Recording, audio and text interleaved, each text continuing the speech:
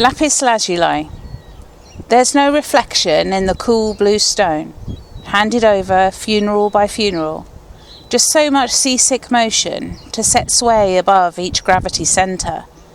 If we could only see to tell the story, but we polish our faces until bee-stung, and the salt-rendered mirrors are moony with dreaming. So like our grandmothers' fierce pride in their steps, scrubbed until gleaming, as they set out in grim to shine stone, blue pendant swinging.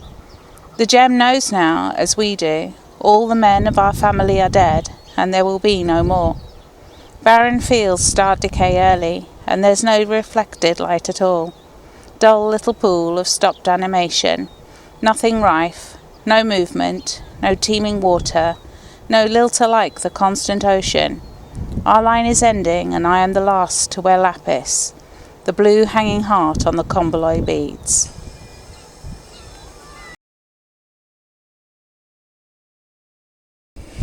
I spy the Fisher King.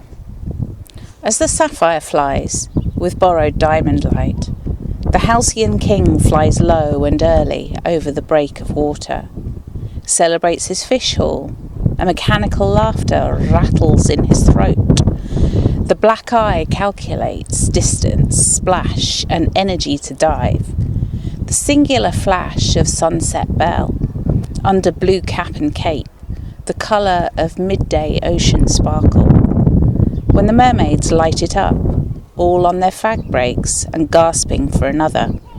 The cry goes up from the hide, "That's him, mates! All hail the Fisher King in his glorious crown of state."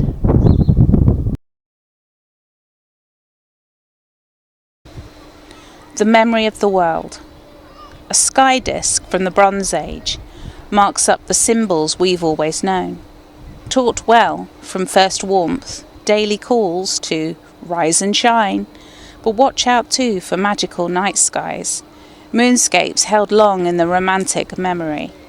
Last to fade from us, the picture book saffron sun, gold stars held on an oxidized plate, a patina greened by time and by weather, shows a bold crescent, the sky moon on a great sky stick, and more symbols that might be the mystic rainbow, the solstice angles, or simply the arc of the sun, drawing across the sky in the solar barge, the sun god's chariot. He always had one, no matter who was charged with his story. And the scatter of the gentle Pleiades, 7 sisters who watched over the first stories of the world, and who will watch long after our own sky stories are done, and we are at one with the stars.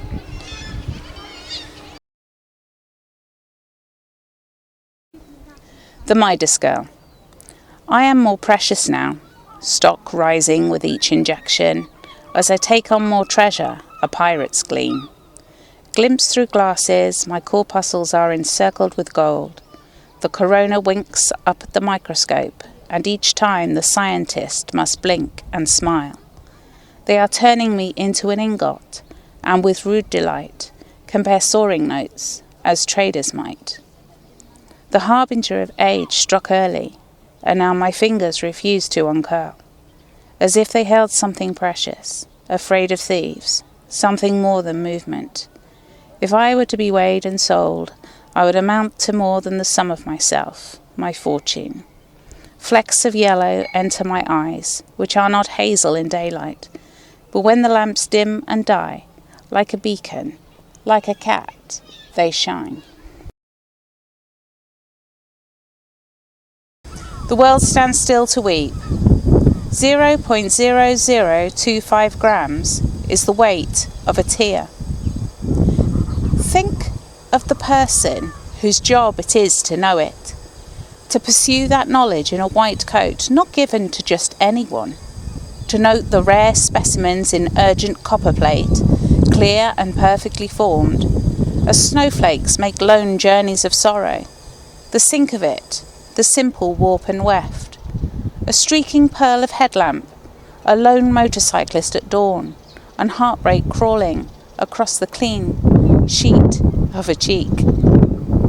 Imagine the interview for such a post, the seeking out of the sort most sensitive, for this work that should be the provenance of the tooth fairy's cousins, flickering light barely disturbing a flutter of wings as they reach with a feather for this most precious of things, carrying a pair of tiny gold scales for the measuring out and testing the weight of fragile beauty, the salt content of nature's mirror ball to be panned for and collected like rubies or spice.